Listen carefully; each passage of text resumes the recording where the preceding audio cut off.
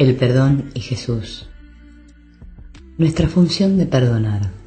Nuestra única función en la tierra es el perdón, pues a través de este se nos conduce fuera del infierno y aprendemos la función específica que Dios nos ha asignado, al darnos cuenta de que poseemos todo lo que necesitamos para llevarla a cabo. De esta manera nos liberamos de nuestra culpa y miedo para realizar la labor específica a favor del reino y recibir su regalo de paz. El perdón requiere un cambio en la perspectiva de cómo vemos el mundo de ilusión.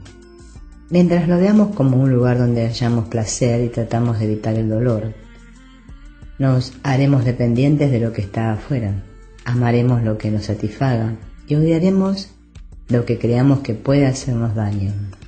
En una percepción así, la paz es imposible, pues el placer o el dolor mundano solo pueden ocasionar conflicto. Si creemos que algo puede darnos placer, también tenemos que creer que puede darnos dolor. De esta manera, una inherente ambivalencia se incorpora a todas las cosas del mundo y el amor incondicional y permanente se hace imposible. El mundo se separa en dos campos y la sola creación de Dios se niega. El placer y el dolor, por lo tanto, no representan una verdadera alternativa, puesto que representan una elección entre ilusiones, lo cual le otorga al mundo un significado que no tiene. Volver a casa a Dios es su único significado. Él es inmutable, pero nuestras percepciones y necesidades siempre cambian. Un día nos atrae una persona, objeto de devoción, y al día siguiente nuestras preferencias cambian a algo distinto. Todas estas no son más que míseras e insensatas sustituciones de la verdad, trastocadas por la locura y formando torbellinos que se mueven sin rumbo cual plumas arrasadas por el viento. Se funden, se juntan y se separan, de acuerdo con patrones cambiantes que no tienen sentido. Esto difícilmente signifique que uno deba vivir sin necesidades ni preferencias. No viviríamos aquí en el cuerpo si esto fuese así. Sin embargo, cuando ponemos nuestras vidas bajo la dirección del Espíritu Santo, Él nos ayuda a reconocer dónde radican nuestras verdaderas necesidades. Él utiliza todo lo que es único en su género para nosotros, nuestras virtudes, así como nuestros defectos, para enseñarnos sus lecciones. El plan de su elección es gradual y benévolo y jamás se nos pide que renunciemos a nada en absoluto.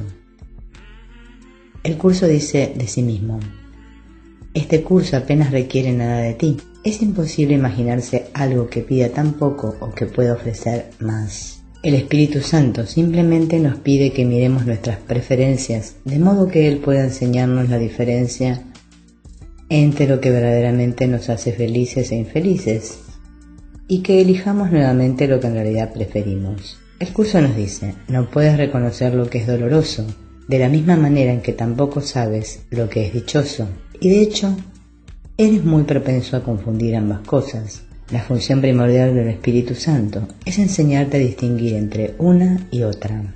Una vez experimentamos que es nuestra elección el abandonar nuestra inversión en las cosas mundanas, esperando que nos traigan la salvación o la felicidad, el resentimiento y el sentido de pérdida o de sacrificio se hacen imposibles. Cuando finalmente nos damos cuenta de todo lo que Dios nos ha dado, pensamos con feliz asombro que a cambio de todo esto renunciamos a lo que era nada. El camino hacia Dios tiene por destino ser uno dichoso debido a aquel hacia quien nos conduce, pues cuando nuestro deseo se armoniza con el del Espíritu Santo, solo dicha y paz pueden resultar. En esa unión de voluntades se deshace el ego y desaparecen sus aparentes regalos, eclipsados por el regalo único de Dios. El propósito del perdón es ayudarnos a lograr la percepción unificada de que este mundo no tiene nada que ofrecer, porque aquí nada es duradero y no podemos llevárnoslo con nosotros. Solo Dios perdura, y por lo tanto el valor real de las cosas mundanas radica en que nos ayuden a aprender esta lección que el curso nos enseña. El propósito del mundo es enseñarnos que el mundo no existe. En sí y por sí mismas las cosas del mundo no son ni buenas ni malas. Es el propósito que le damos lo que determina su valor. El verdadero placer proviene del cumplimiento de esta función, al hacer la voluntad de Dios en el contexto de nuestras vidas cotidianas. El dolor es solo resultado de la función incumplida, la negación de las lecciones de perdón del Espíritu Santo. Sin que tengamos presente esta perspectiva mayor, nos encontraremos de vuelta en la experiencia de necesidades que no se han satisfecho en el pasado o en el presente. Aprendemos la lección de perdón del Espíritu Santo a través de nuestras relaciones y situaciones de vida. La gente difícil que conocemos, las pruebas que pasamos, los sufrimientos que experimentamos, todos tienen el mismo propósito básico de darnos la oportunidad de mirar a través de la visión clemente del Espíritu Santo, en lugar de los ojos reforzadores de culpa del ego, para perdonar a los demás y a nosotros mismos. Esto no significa que neguemos que en el mundo ocurren cosas que no deberían ocurrir, sino sencillamente que hay otra manera de mirarlas que nos produce la liberación última de todo sufrimiento. La profunda fe en la presencia constante de Dios que mora en nuestros corazones y que transforma el dolor en dicha. Como afirma el curso, ninguna forma de sufrimiento puede prevalecer por mucho tiempo ante la faz de uno que se ha perdonado y bendecido a sí mismo. Puesto que hay un solo problema, solo hay una solución. El perdón corrige la culpa y hacerlo en verdad es hacerlo para siempre.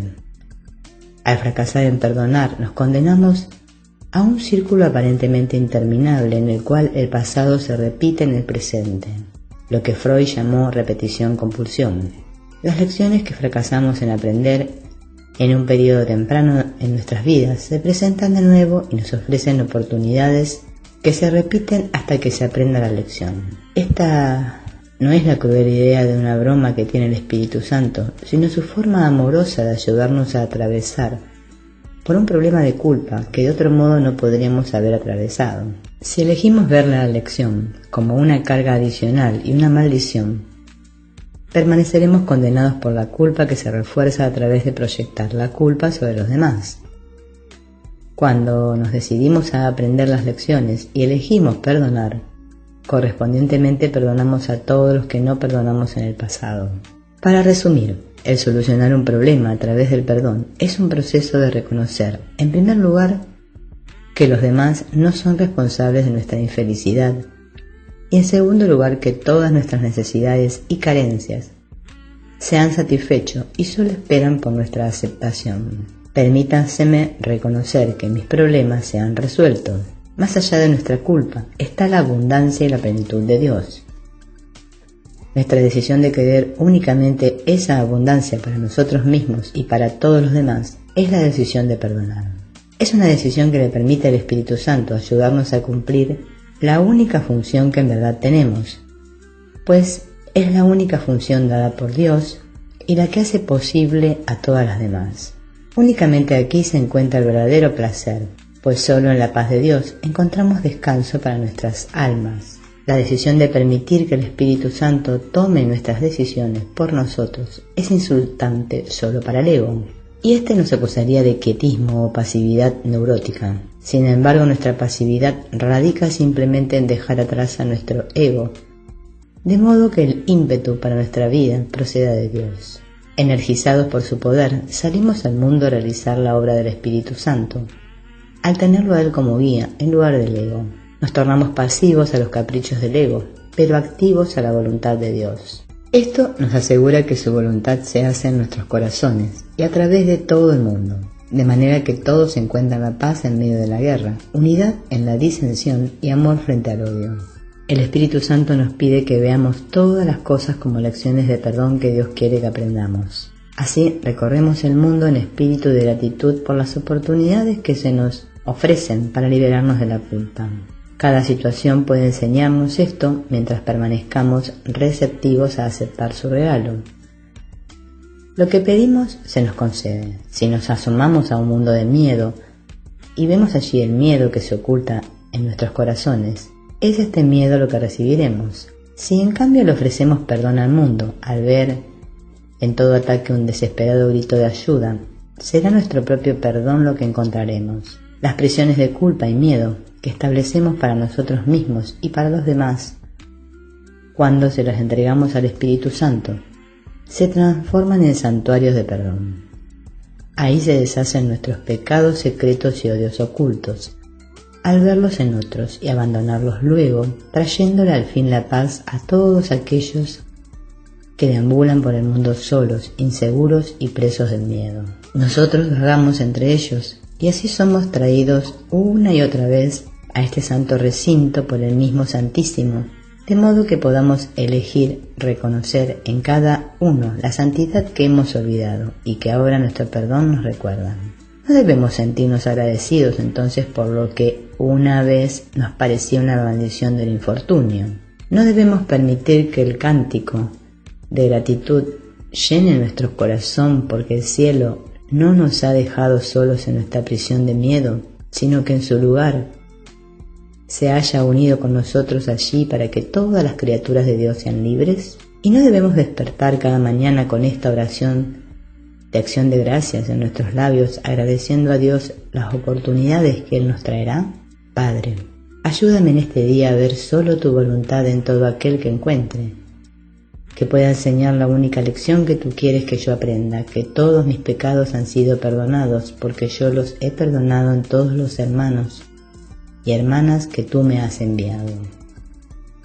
Ayúdame a que no sea tentado por mi miedo a odiar o a condenar, sino que solo permita que el perdón se pose en mis ojos de modo que pueda ver tu amor en todo aquel que encuentre hoy y que sé que también está en mí. Segunda parte. Capítulo 6. El mundo del ego, la relación especial. Hemos visto cómo el mundo de la separación del ego está muy fuertemente protegido por la relación especial, la cual puede propiamente llamarse el problema del mundo. Es el más seductor de los intentos del ego para mantenernos en la oscuridad, y no existe un obstáculo más serio para hallar la paz de Dios que este sutil cambio de lealtad de Dios al ego. En nuestro mundo de culpa y de miedo, además, es imposible no envolverse con los demás en relaciones especiales y de ese modo utilizarlas como defensas en contra de nuestra relación con Dios. En el capítulo 1 señalamos que las relaciones especiales no solo envuelven personas, sino que incluyen objetos, situaciones, adicciones, etc. De este modo, por ejemplo, las personas que no pueden tolerar su ansiedad pueden formar una relación especial con el alcohol, las drogas, la sexualidad, la comida, el trabajo, etc. y utilizar a cualquiera de estos como un medio de evitar lo que sea doloroso. La búsqueda de placeres mundanos, seguridad, fama y poder son otros medios a través de los cuales el ego procuraría sujetarnos en el mundo de la ilusión. En todos estos, independientemente de su forma, reconocemos la misma dinámica del ego de sustituir a Dios, puesto que es Él solo quien puede traernos placer y protegernos del dolor. El ego niega a Dios al elevar la culpa a su trono y luego nos convence de que busquemos fuera de nosotros la salvación de esta culpa en la forma de ídolos que debemos adorar o evitar, como enseña el curso. Sin embargo, un ídolo no puede ocupar el lugar de Dios. No busques esperanzas más allá de tu Padre. Los evangelios nos proveen numerosas enseñanzas y ejemplos de este problema, y son estos los que exploraremos en este capítulo. El tomar nuestra cruz. Comenzamos con la enseñanza de Jesús, que probablemente ha justificado más interpretaciones para el ego, aunque inconscientemente motivadas, que ninguna otra. En el Evangelio de Lucas, Jesús les dice a sus discípulos: si alguno quiere venir en pos de mí, niéguese a sí mismo, tome su cruz cada día y sígame. Esta aseveración a menudo se ha interpretado como una petición a emular el aparente sufrimiento de Jesús, con lo cual se justifica una vida de sacrificio y de dolor. La meta perenne del ego. Bajo esta idea de una vida de sacrificio estaba la creencia de que, debido a que Jesús sacrificó su vida por nosotros y sufrió por la expiación de nuestros pecados, nosotros tenemos que hacer lo mismo. muchos sinceros cristianos sufrirían gustosamente su desdicha, ofreciéndola a su Señor, creyendo que mientras más se sacrificaran, más cerca estaría la salvación para ellos y para otros. Ya hemos visto cómo una vida de sufrimiento se origina en la interpretación de uno mismo como víctima y jamás puede ser la voluntad de Dios para nosotros. El sacrificar algo tiene el mismo efecto que el abrazarlo, puesto que establece un valor que nada aquí puede tener. Uno no lucha en contra de algo a menos que crea que es real y que hay un valor en oponerse a ello. Las enseñanzas de Jesús sobre la renunciación expresan un cambio de actitud del ego a Dios, no un curso de acción. Renunciamos a nuestra inversión en las cosas del mundo, lo cual es siempre una inversión de culpa, no a las cosas en sí. Sin embargo, podemos considerar esta exhortación bíblica a tomar nuestra cruz desde otro punto de vista que sí tiene sentido. Las parábolas gemelas, el tesoro y la perla, proveen una perspectiva en la cual podemos entender mejor la enseñanza de Jesús. Cuando al fin hayamos encontrado el tesoro escondido en el campo, o la perla de gran precio, nos regocijaremos por la alegría que nos da, y venderemos todo lo demás de modo que podamos comprarla. Cuando las cosas de este mundo se midan contra los tesoros del reino, ¿quién en su mente correcta no elegiría este tesoro y dejaría a un lado lo que no tiene valor? Como la lección 128, el mundo que veo no me ofrece nada que yo desee, afirma. No hay nada aquí que valga la pena anhelar, nada aquí es digno de un instante de retraso o de dolor, ni de un solo momento de incertidumbre o de nada. El énfasis aquí no radica en regalar las cosas, sino más bien en la gran dicha que se experimenta, de modo que todas las cosas que una vez se veían como valiosas puedan mirarse ahora de manera diferente. El sacrificio pues no juega ningún papel, pues en efecto uno ha renunciado a lo que no significa nada. Se tiene que haber aprendido mucho, tanto para darse cuenta de que el mundo no tiene nada que ofrecer como para aceptar este hecho. ¿Qué puede significar el sacrificio de lo que no es nada? Así pues, no es importante a qué se renuncia, sino por qué, al reconocer qué es lo únicamente verdadero. Una gran dicha inevitablemente resulta, pues ver el significado del Espíritu Santo en todas las cosas es la dicha de conocer el amor de Dios en nosotros. Cuando hayamos encontrado a Jesús, el mensajero del reino, seremos impulsados por nuestro recién despierto amor por Él a dejar atrás nuestras redes, como los pescadores cuando fueron llamados a seguirlo. Pero, ¿qué es lo que dejamos atrás y cuál es el camino que seguiremos? Jesús fue la más completa expresión de una vida que ha trascendido al ego totalmente. Si la cruz o la crucifixión es el símbolo del ego, entonces tomar nuestra cruz significa seguir el camino del ego, trascendencia que siguió Jesús. Podemos identificarnos con el deshacimiento de la culpa de nuestro ego, más bien que con las pruebas y dolores de renunciar a esta culpa.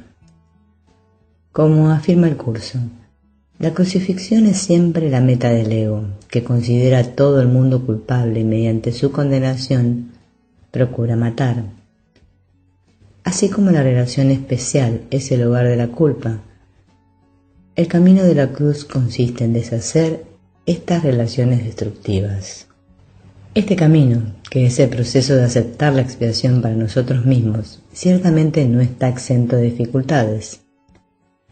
Sin embargo, estas dificultades no deben glorificarse o espiritualizarse, sino que más bien deben comprenderse dentro del contexto de la necesidad que tiene el ego de devolver golpe por golpe.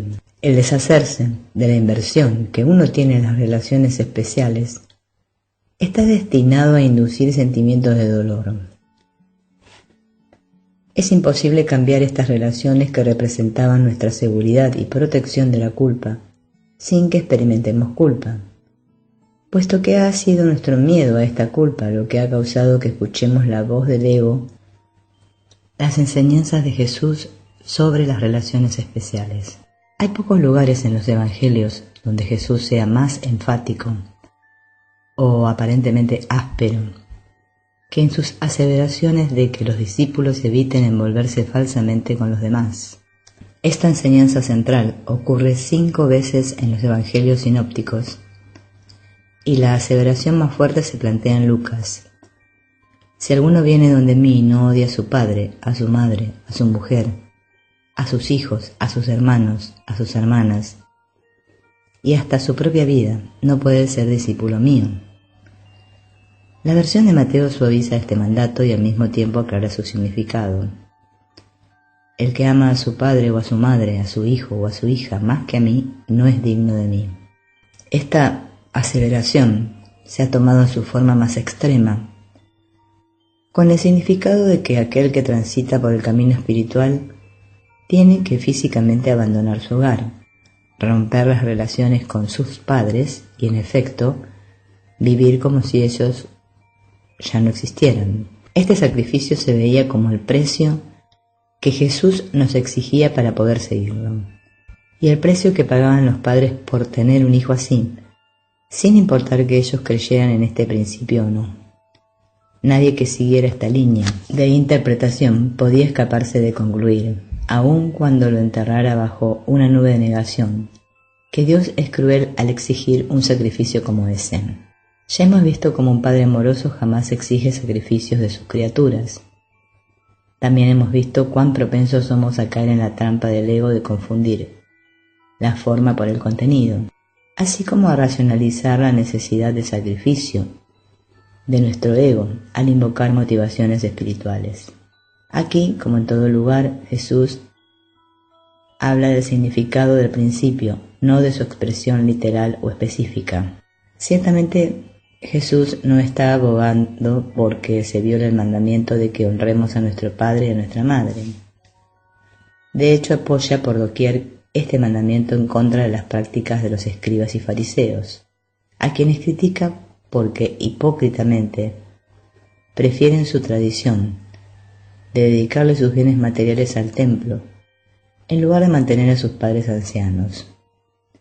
Jesús dice: ¿y vosotros, por qué traspasáis el mandamiento de Dios por vuestra tradición? Más bien Jesús enseña que siempre debemos ponerlo a Él primero en nuestros corazones y en nuestras mentes, o de lo contrario el amor y la atención que les brindemos a los demás estarán manchados por el ego. El verdadero seguidor de Jesús tiene que amarlo a Él como Él ama a Dios, con todo su corazón, alma y mente, porque este es el único amor que existe. Como dice el curso, pues Dios creó la única relación que tiene significado, y esa relación es la relación que Él tiene contigo. Para nosotros, Jesús es el amor de Dios. El curso afirma: su nombre representa un amor que no es de este mundo. Constituye el símbolo resplandeciente de la palabra de Dios, tan próximo a aquello que representa, que el infinito espacio que hay entre ellos desaparece. Por consiguiente, al recordar a Jesús, estás recordando a Dios. Toda la relación del Hijo con el Padre radica en Jesús. Así pues, preferir a otros en lugar de Jesús es repetir el mismo pecado de la sustitución que fue lo que decidimos en la separación, al escoger a nuestro ser ego para que ocupara el lugar de nuestro verdadero ser. Hemos visto cómo esta sustitución original se elige una y otra vez en nuestras relaciones especiales. En un sentido, se puede decir que se nos pide que formemos una relación especial con Jesús, distinta a todas las demás relaciones. Sin embargo, esta no estaría basada en la culpa o la sustitución, sino en el amor, el medio para conducirnos más allá de todas las relaciones especiales. El amar a Jesús, pues, sería un amor que incluiría a toda la humanidad y que negaría todas las exigencias de exclusividad, puesto que escoger a Jesús en nuestras vidas cotidianas representa una decisión de renunciar al ego. Solo podría ser la voz de Él la que nos guiara.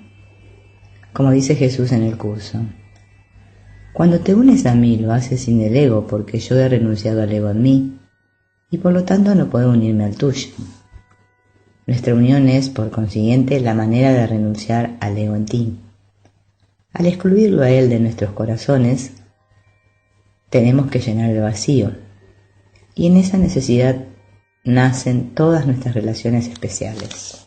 El ego nos advierte que abandonar nuestras relaciones especiales es renunciar a algo valioso, sin lo cual nos sentiríamos miserables y solitarios.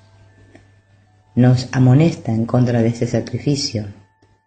Este aviso es la razón de la pregunta que Pedro le formula a Jesús sobre la renuncia a todas las posesiones mundanas. Ya lo ves, nosotros lo hemos dejado todo y te hemos seguido. ¿Qué recibiremos, pues? Aunque planteado en forma de pregunta, las palabras de Pedro son realmente una aseveración. Si abandonamos lo que tiene significado para nosotros en el mundo, no nos quedará nada. Pero Jesús le responde, y todo aquel que haya dejado casas, hermanas, hermanos, padre, madre, hijo o hacienda por mi nombre, recibirá el 100 por 1 y heredará vida eterna. Repito, podemos entender que Jesús no exhorta a sus seguidores a que sacrifiquen o renuncien a nada, sino más bien a que vean sus vidas terrenales en la justa perspectiva. Cuando se le pidió que interviniese a favor de la herencia de un hombre, Jesús respondió, mirad y guardaos de toda codicia, porque aún en la abundancia, la vida de uno no está asegurada por sus bienes. A esto le sigue la parábola del rico necio. Un hombre rico procura construir graneros más grandes para sus cosechas, para estar preparado para los años venideros. Pero Dios le dice, necio, esta misma noche te reclamarán el alma, las cosas que preparaste, ¿para quién serán? La palabra necio, insensato, se utiliza en los salmos en el sentido de negar a Dios. Dice en su corazón el insensato, necio, no hay Dios. Él de espanto temblará, donde nada hay que espante. Estos son los necios que niegan a Dios, quienes tratan de poner su seguridad en las cosas del mundo. Tal inversión es irrelevante en la búsqueda del reino, y simplemente refuerza el miedo en la medida en que refuerza la creencia de que necesitamos seguridad en el mundo del ego.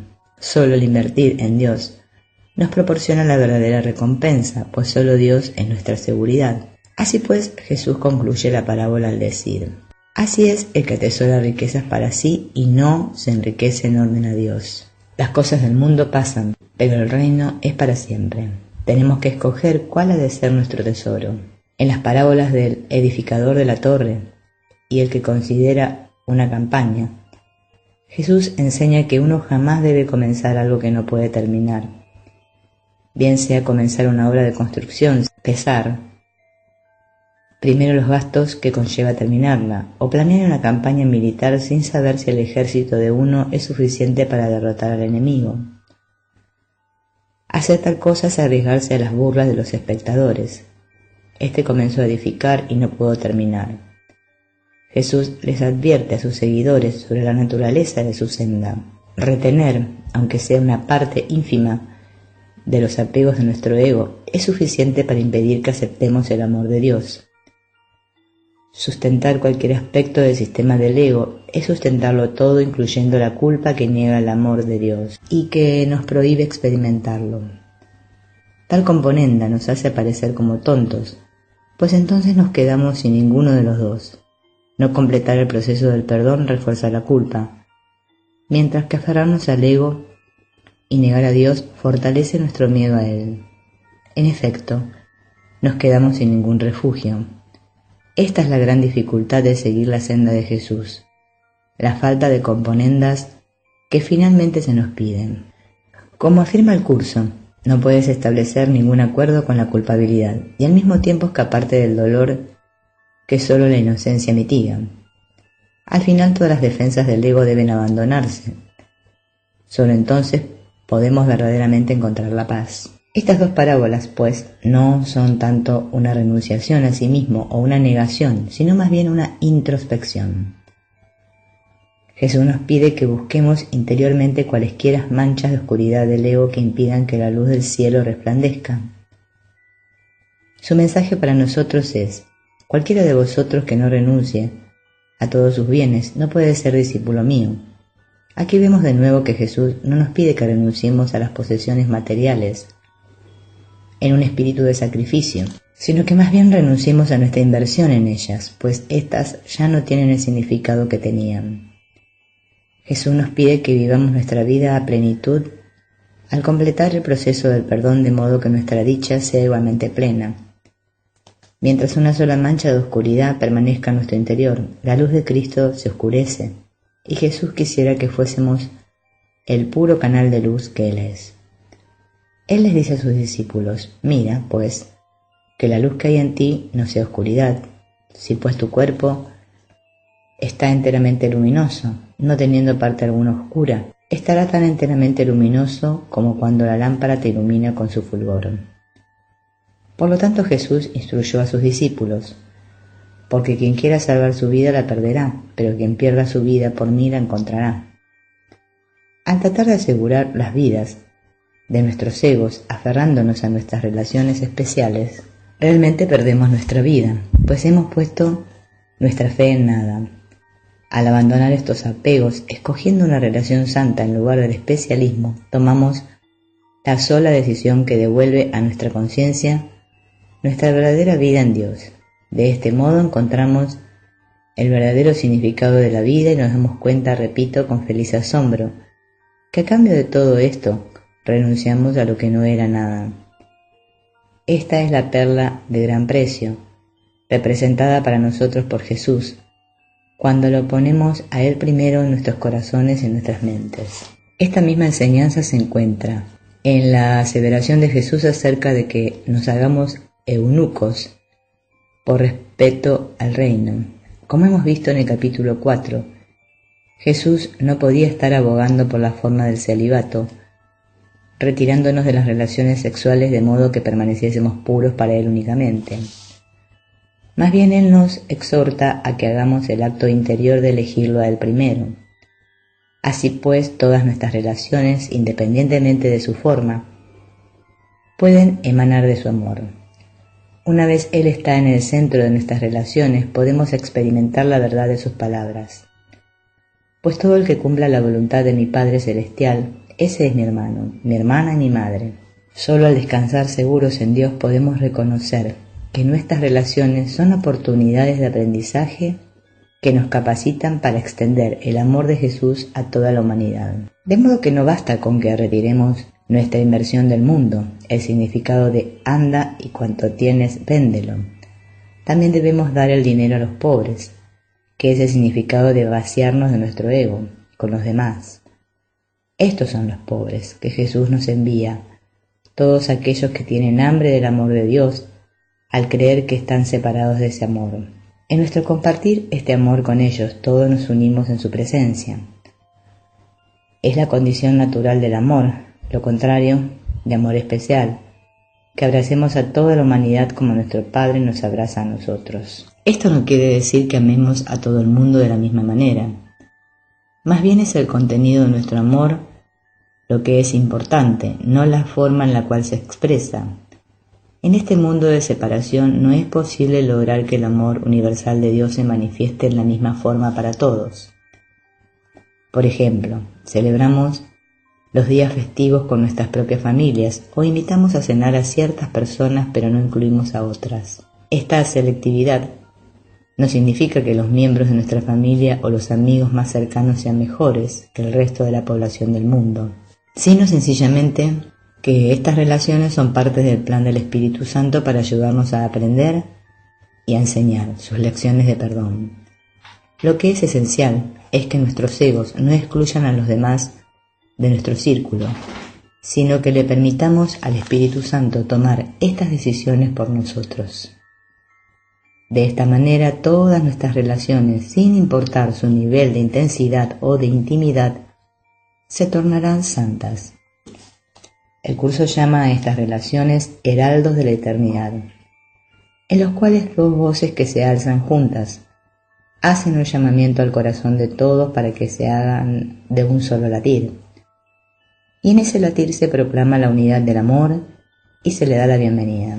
Jesús nos dijo que Él vino a traer la paz, pero el falso y efímero sentido de seguridad que resulta de las relaciones edificadas sobre la dependencia en el amor especial no es la paz que Jesús nos ofrece.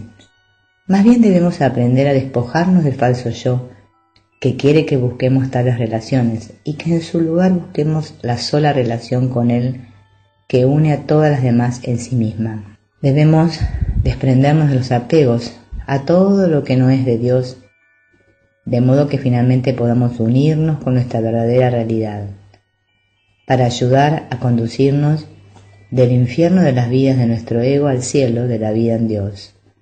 Jesús nos envía los unos a los otros, sus mensajeros, a traernos las buenas nuevas de gran dicha. Pero a menos que Él mismo permanezca en el centro de nuestras relaciones, su mensaje de perdón, dicha y felicidad de éstas, se perderán la culpa, el dolor y la miseria en cada relación. Por consiguiente, Jesús nos llama: venid a mí todos los que estáis fatigados y sobrecargados, y yo os daré descanso. De ese modo la culpa y el miedo de nuestras relaciones especiales se transforma a través del perdón en el reflejo del amor de Dios.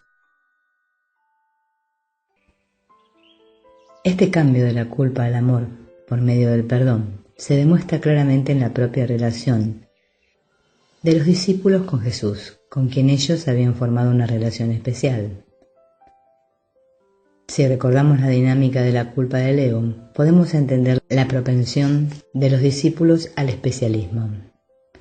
La creencia universal de que estamos separados de Dios nos conduce a sentimientos de indignidad, vacuidad y carencia, y por eso la necesidad de ser especiales, diferentes y mejores que los demás. Al compartir esta creencia y de este modo desear reconocimiento especial, los discípulos esperaban de Jesús una concreta demostración de este amor especial para lograr así el propósito del ego de ocultar sus sentimientos subyacentes de indignidad. Los evangelios proveen varios ejemplos de esta necesidad y exigencia.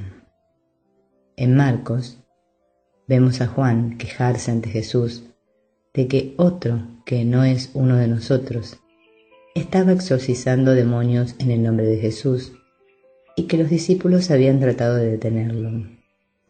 Juan, al hablar por los demás, expresaba la creencia de que únicamente ellos podían efectuar esa curación, ya que ellos únicamente eran los verdaderos seguidores de Jesús. Si su maestro hubiese fulminado airadamente con un rayo a este extraño, sin duda ellos se hubieran sentido satisfechos. La respuesta de Jesús, no obstante, no fue lo que ellos esperaban. No se lo impidáis, pues no hay nadie que obre un milagro invocando mi nombre y que luego sea capaz de hablar mal de mí, pues Él no está contra nosotros, está por nosotros. El relato que hace Lucas del mismo intercambio es seguido por el incidente en la inhospitalidad de los samaritanos hacia los mensajeros que Jesús había enviado adelante en su viaje desde Galilea hacia Jerusalén. Santiago y Juan, llamados en otras partes los hijos del trueno, se le acercaron a Jesús, disgustados con el aparente rechazo que les había mostrado los samaritanos. Preguntaron: Señor, ¿quieres que digamos que baje el fuego del cielo y los consuma? El evangelista describe la respuesta de Jesús, pero volviéndose les reprendió y se fueron a otro pueblo. Las dos respuestas de Jesús son eco de sus palabras en el Sermón de la Montaña. No todo el que me diga, Señor, Señor, entrará en el reino de los cielos, sino el que haga la voluntad de mi Padre Celestial. Todos somos especiales a los ojos del Padre, quien nos ama como uno. Al hacer su voluntad afirmamos su paternidad. Al negar su voluntad, como hicieron Adán y Eva, inconscientemente procuramos destruir esa paternidad y romper nuestra relación con Él. Ser un seguidor literal de Jesús no es esencial. Expresamos nuestro discipulado al amarnos unos a otros en pensamiento y acciones, no en palabras. Dios solo nos pide esto: dijo Miqueas. Tan solo practicar la equidad, amar la piedad y caminar humildemente con tu Dios. De ese modo, Jesús acepta su unidad con aquellos que son sus seguidores y aún aquellos que lo rechazan. Su amor y respeto por toda la humanidad es su lección para los discípulos, de manera que ellos puedan aprender a amar como Él ama. Aquí Jesús refleja la creencia tradicional judaica en el código noético, basado en la alianza de Dios con Noé. Después del diluvio, Dios prometió que jamás destruiría la tierra, obligando a toda la humanidad a que mantuviese su parte de la alianza al no verter la sangre de nadie. Quien vertiere sangre de hombre por otro hombre, será su sangre vertida, porque a imagen de Dios hizo Él al hombre. Mientras la gente obedezca esta ley básica, la cual podemos extender a procurar no dañar a otros jamás, habrá mantenido su acuerdo. Puesto que las naciones del mundo proceden de los 3 hijos de Noé, esta alianza abraza a toda la humanidad, no solo a los hijos de Israel. Así pues Jesús les enseñó a sus discípulos que todas las personas son sus hermanos y hermanas, independientemente de su camino espiritual o de su maestro espiritual. Los eruditos de las Escrituras sugieren, después de la aseveración de Lucas, que Jesús les dio a su Padre Nuestro en respuesta al deseo de los discípulos de tener algo que los distinguiese de todos los otros grupos, especialmente de los seguidores de Juan el Bautista. Ellos deseaban ser especiales y tener una oración que nadie más tuviese. Si esta hipótesis es correcta, provee un ejemplo instructivo de cómo Jesús podía convertir una petición del ego en un medio que conduzca más allá del ego. No solo deseaban los discípulos ser diferentes de otros grupos, sino que luchaban entre ellos mismos por ser primeros en los afectos de Jesús. Vemos a los hijos de Zebedeo, Santiago y Juan, pedirle a Jesús si podían sentarse a mano derecha y a mano izquierda de él cuando estuviese en su gloria. En la versión de Mateo, es la madre de ellos quien hace la petición. En otras partes los discípulos discuten entre ellos mismos sobre quién es el más grande, o le hacen la pregunta al mismo Jesús. Que Jesús reconocía el problema del especialismo es evidente en su respuesta a la súplica de los discípulos de que les concediese papeles únicos en su ministerio y lugares únicos en su corazón. Su respuesta característica era un llamamiento a la humildad. Si uno quiere ser el primero, sea el último de todos y el servidor de todos. Y todavía más al grano, los reyes de las naciones las dominan como señores absolutos, y los que ejercen el poder sobre ella se hacen llamar bienhechores. Pero no así vosotros, sino que el mayor entre vosotros sea como el más joven y el que gobierna como el que sirve, porque ¿quién es mayor, el que está a la mesa o el que sirve? ¿No es el que está a la mesa? Pues yo estoy en medio de vosotros como el que sirve. El mismo Jesús proveía un ejemplo de esta humildad al lavarle los pies a sus discípulos en la última cena. Pedro protesta enérgicamente, pero la respuesta de Jesús epitomiza el principio de la igualdad en el amor. Si no te lavo, no tienes parte conmigo. En efecto, Jesús está diciendo, si tú insistes en apartarme de ti, al hacerme especial, no podrás compartir en el reino de nuestro Padre, donde todos sus hijos son iguales. En el Evangelio Jesús dice, en verdad os digo, no es más el siervo que su amo, ni el enviado más que el que le envía. Sentimientos similares se encuentran en la respuesta de Jesús al joven rico, quien se dirige a él como maestro bueno. ¿Por qué me llamas bueno? Nadie es bueno, sino solo Dios. Y a los discípulos, vosotros no os dejéis llamar rabí, porque uno solo es vuestro maestro, y vosotros sois todos hermanos. Ni llaméis a nadie Padre vuestro en la tierra, porque uno solo es vuestro Padre del cielo. Ni tampoco os dejéis llamar directores, porque uno solo es vuestro director, el Cristo, el mayor entre vosotros será vuestro servidor. pues el que se ensalce será humillado, y el que se humille será ensalzado. Mediante esta última aseveración, podemos ver que Jesús no estaba rebajando su propia autoridad. Esto también está claro en el versículo que sigue al lavado de los pies de los discípulos. Vosotros me llamáis el Maestro y el Señor, y decís bien, porque lo soy. Más bien, Jesús está exhortando a sus seguidores a que no se rebajen más de lo que deben inflarse. Él está recalcando la igualdad y la ausencia de especialismo. Pues si yo, el Señor y el Maestro, os he lavado los pies, vosotros también debéis lavaros los pies unos a otros, porque os he dado ejemplo, para que también vosotros hagáis como yo he hecho con vosotros. Volveremos a este asunto de Jesús y el especialismo espiritual en la parte 4. Uno de los ejemplos más importantes del trato de Jesús al problema del especialismo está en el relato que hace Juan de la Última Cena. Los discípulos creían que su poder para perdonar y sanar procedía de Jesús. Por lo tanto, ellos naturalmente malentendieron que la base de este poder se originaba en la persona física de Jesús, quien vivía y caminaba con ellos. De ser así, su ministerio habría estado restringido a la época de la vida terrenal de Jesús. La lección final que Jesús iba a dejarles a sus discípulos era que el poder y la autoridad de Él estaba dentro de ellos. Debido a que el poder era del Espíritu Santo, no podía estar limitado ni por el tiempo ni por el espacio. El que una persona tuviese este poder no excluía que su presencia estuviese en otra. Esta idea, por supuesto, se esfuma ante la faz del especialismo, el cual por definición limita la manifestación del amor a ciertas personas dentro de un marco temporal y espacial específico. El especialismo es exclusivo y limitado. El verdadero amor, que es inclusivo e ilimitado, abraza a toda la humanidad sin excepción. Esto pues es una cuestión de fe en un orden de realidad diferente, que no puede conocerse a través de los 5 sentidos. Era una parte esencial de la misión de Jesús, dirigir nuestra atención, mente y corazón hacia este otro orden de la realidad. Después de su resurrección, Él se apareció ante los discípulos, quienes habían vivido con Él durante su ministerio terrenal.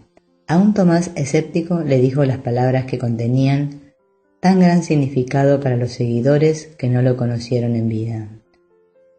Porque me has visto, has creído. Dichosos los que no han visto y han creído. Así pues Jesús preparó a sus discípulos en la última cena. Dentro de poco ya no me veréis, y dentro de otro poco me volveréis a ver. No era con los ojos del cuerpo que ellos verían a Jesús, sino a través de la visión nacida de la fe en la realidad del Espíritu, por medio del cual se experimenta la presencia viviente de Dios que está más allá del tiempo, del espacio y del mundo material. Fue para trascender las limitaciones de este mundo de formas separadas que Jesús enseñó sus lecciones de perdón y las ejemplificó con tan perfecta pureza. Con su vida, Él puso en movimiento las lecciones de los profetas, quienes predicaban la apertura de los ojos y oídos de la humanidad. No se cerrarán los ojos de los videntes, y los oídos de los que escuchan percibirán.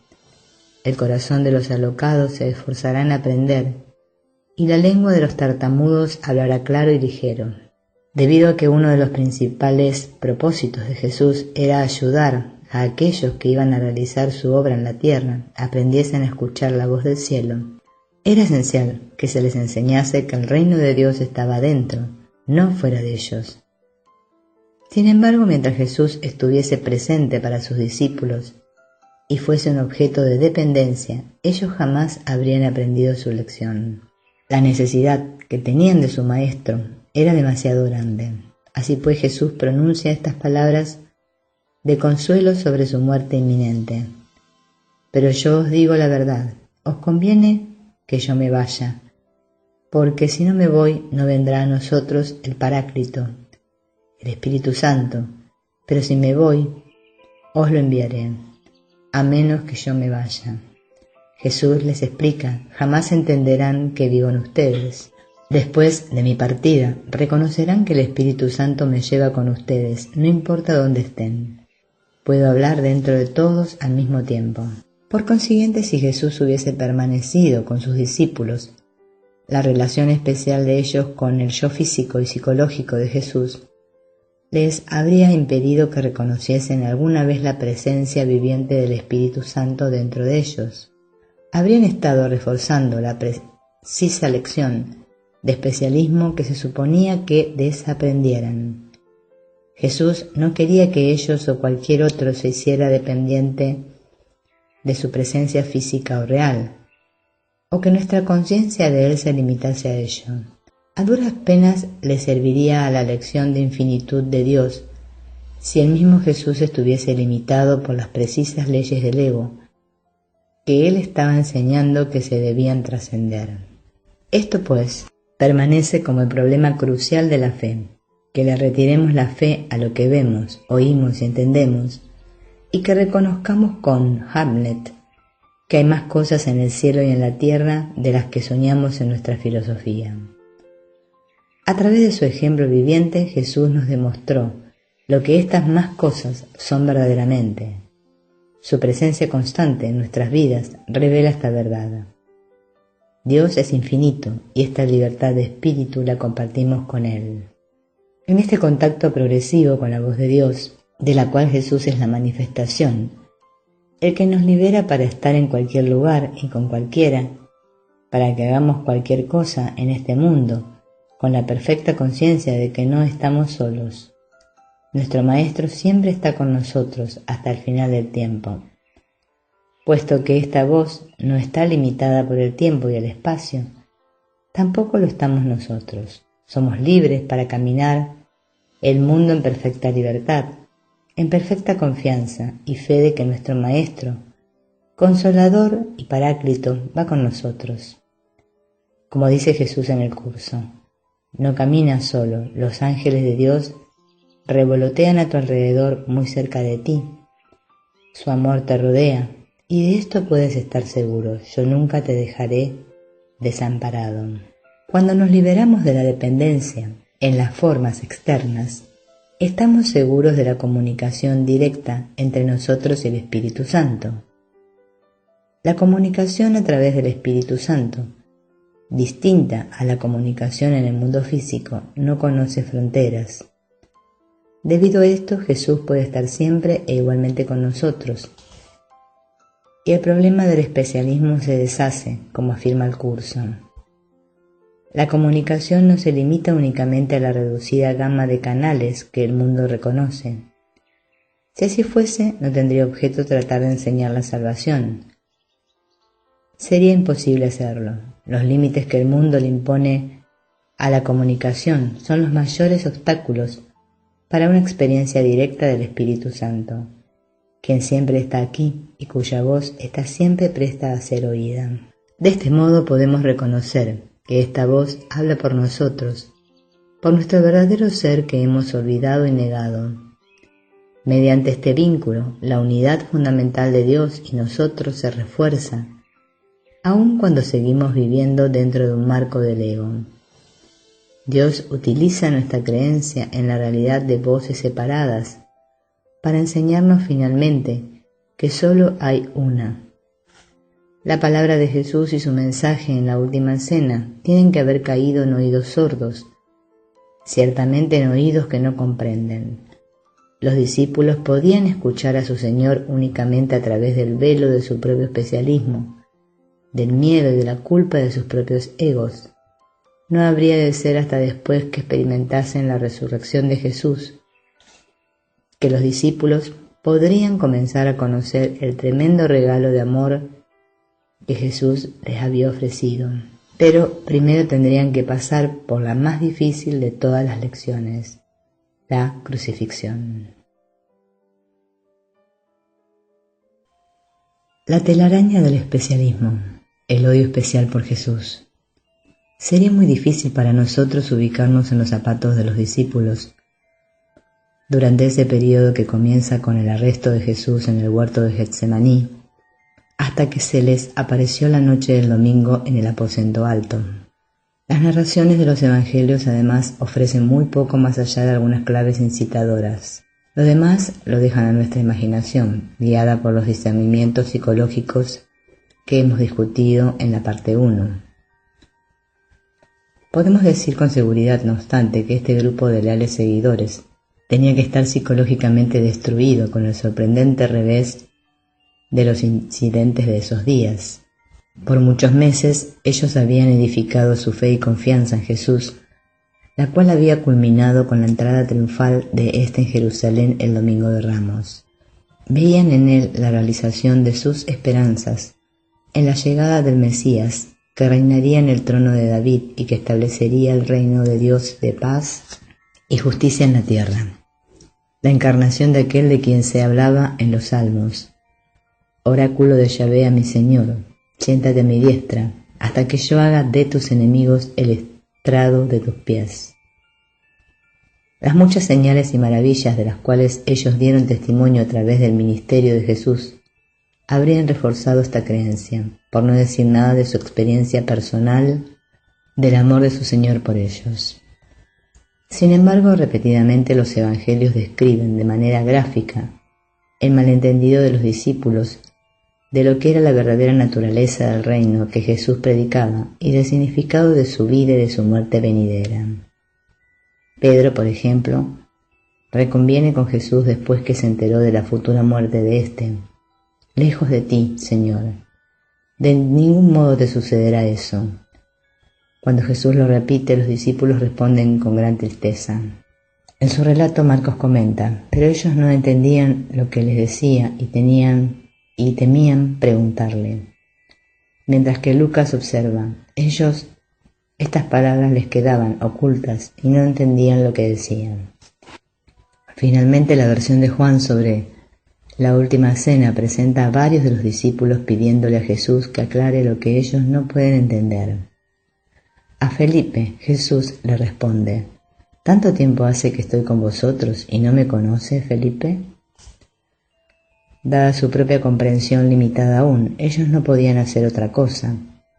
La metanoia o cambio de pensamiento que Jesús enseñó, los discípulos la tradujeron en algo externo. No fue hasta la resurrección que el entendimiento de los discípulos pudo comenzar a cambiar. Cuando reconocerían que el templo que se reconstruiría en 3 días se refería al mismo Jesús, no a una estructura externa.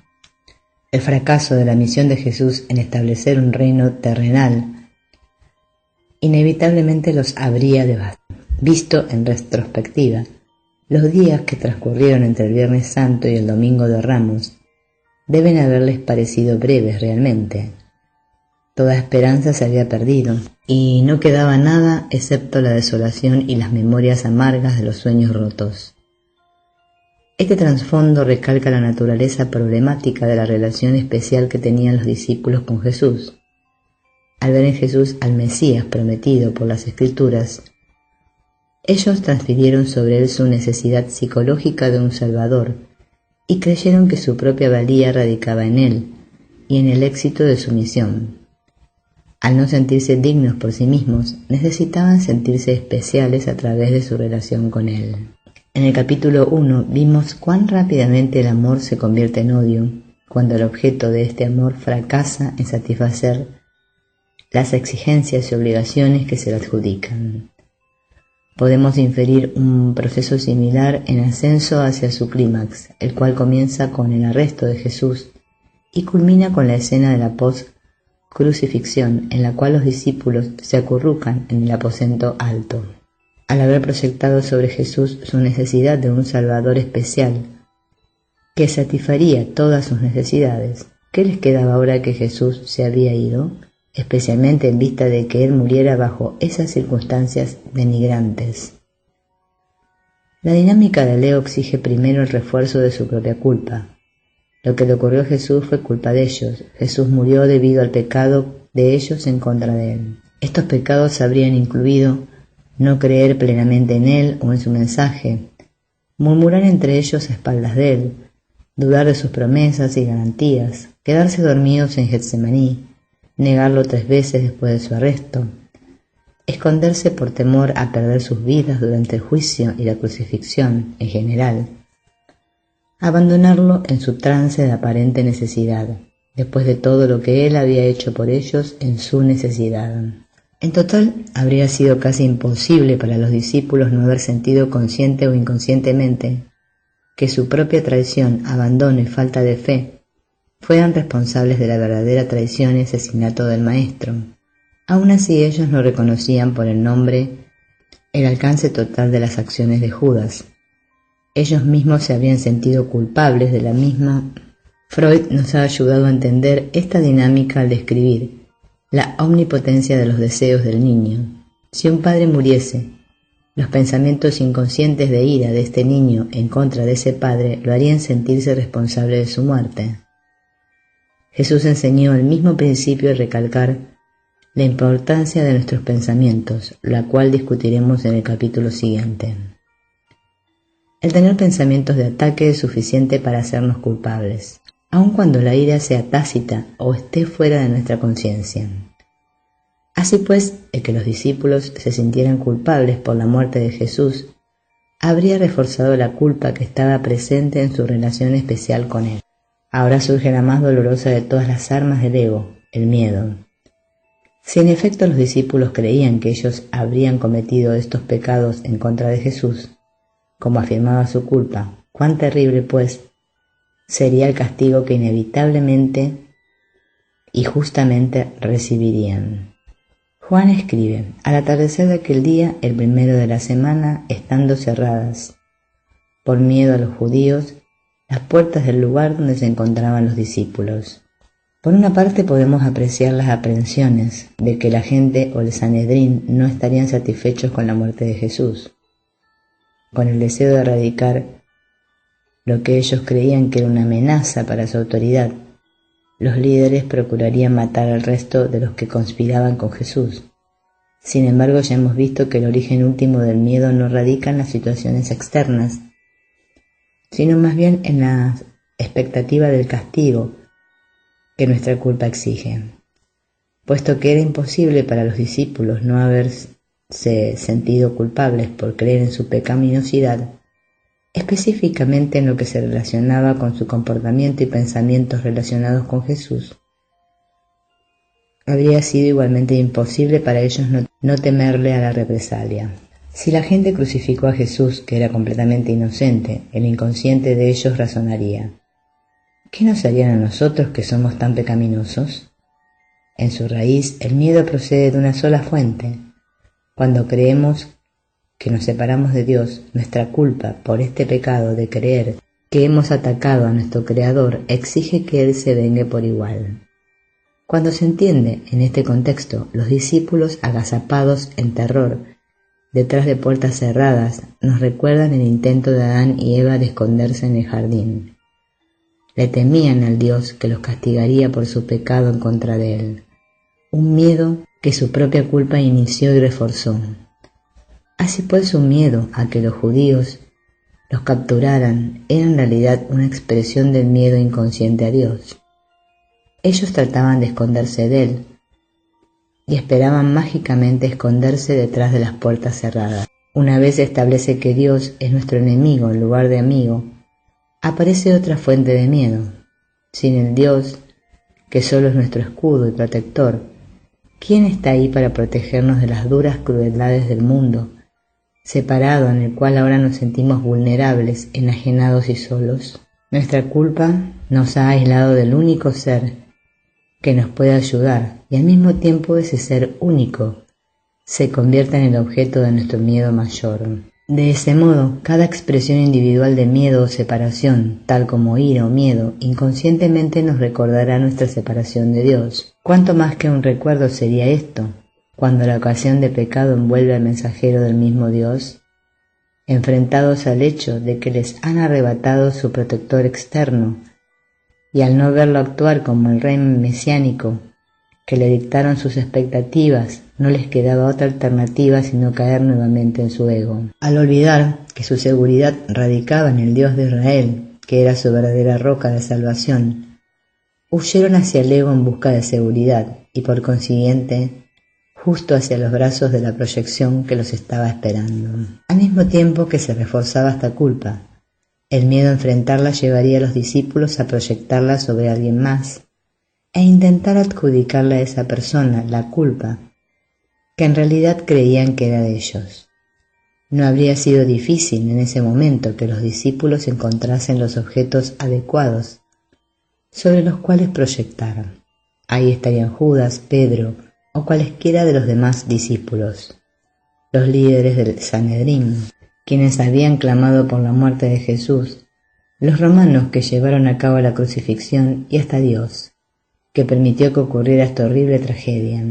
Quizás el más devastador para ellos de todos los chivos expiatorios, no obstante, habría sido el mismo Jesús, el omnisciente Salvador, quien caminó alerta hacia la trampa, Jesús, el obrador de milagros que jamás evitó que sucediera lo inevitable, aunque con toda seguridad podía haberse salvado a sí mismo, Jesús, el Rey mesiánico, ahora debilitado y desgraciado.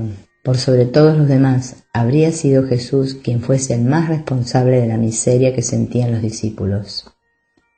La cubierta de su amor defensivo les había sido arrebatada de pronto y su tremenda pérdida solo podía deberse al fracaso de él. En sus mentes agotadas por la culpa, protegida por la proyección, no fueron ellos quienes habían abandonado a Jesús y traicionado su confianza, sino que fue Jesús quien los había abandonado y traicionado a ellos. Todas las dudas que ellos abrigaron una vez sobre la tragedia de su misión mesiánica ahora parecía totalmente justificada. En este punto, el insidioso ciclo de culpa-ataque, el bastión del sistema del ego, se pone en marcha. Mientras más culpables se sentían los discípulos de su envolvimiento inconsciente en la muerte de Jesús, mayor era su necesidad de proyectar la responsabilidad sobre otros. Esto simplemente aumentaba su culpa, especialmente cuando aquel sobre quien más la proyectaban, debido a que la culpa de ellos hacia él era la mayor, era el mismo Jesús.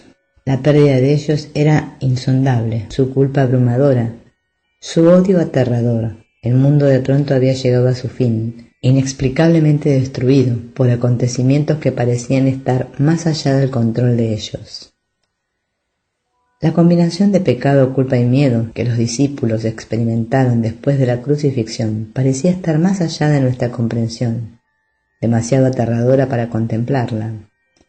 Mas, como hemos visto en el capítulo 1, cada uno de nosotros lleva estos pensamientos en su interior, puesto que compartimos el mismo ego colectivo, similar en un sentido al concepto del inconsciente colectivo de Jung.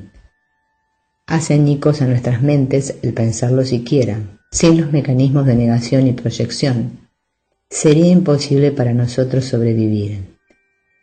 Estos mismos mecanismos de defensa, no obstante, aseguran que esta supervivencia será una de dolor, sufrimiento, terror y muerte. Los discípulos, acurrucados en el aposento alto, son el símbolo de todo el mundo. Aquellas horas aterradoras que ocurrieron una vez en la historia se repiten diariamente, aunque en formas distintas en nuestras vidas. Cada día y cada minuto de cada día, y en cada instante de cada minuto, no hace sino revivir ese instante en el que la hora del terror ocupó el lugar del amor. Luego, repetidamente, en medio del terror de la oscuridad de nuestro ego, Jesús aparece con su mensaje redentor del perdón. Los 2 capítulos siguientes discutirán este mensaje de perdón, que culmina con el perdón de Jesús a sus discípulos y a todos nosotros.